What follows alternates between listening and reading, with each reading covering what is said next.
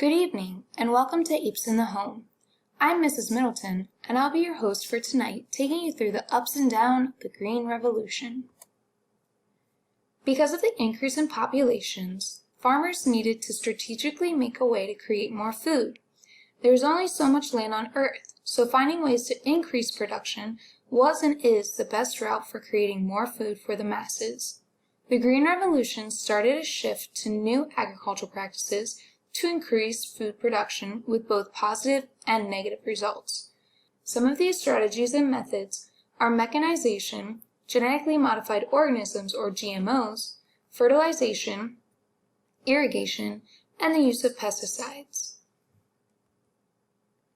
The first step is to create a monoculture of plants that have been genetically engineered or are bred to have high yield production.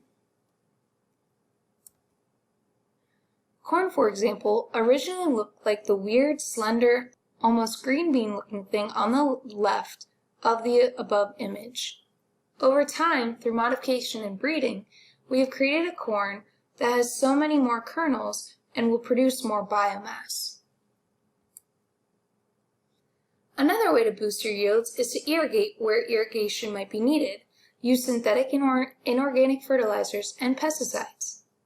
Although there can be negatives to each of these things, such as irrigation taking water too quickly to be recharged, synthetic fertilizers not incorporating microorganisms in the take-up, and pesticides have unknown consequences at times. Each of these things have benefited the human race to our current state. Because of pesticides, we have higher crop yields, not to mention less diseases in the United States.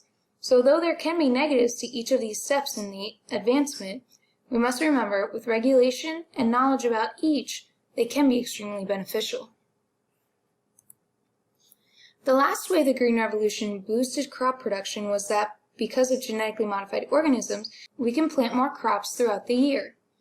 Science in farming has come a long way by learning how certain plants can benefit people and the soil. So during the summer, if a field is left fallow, you don't have any production, and the evapotranspiration is only 6 inches.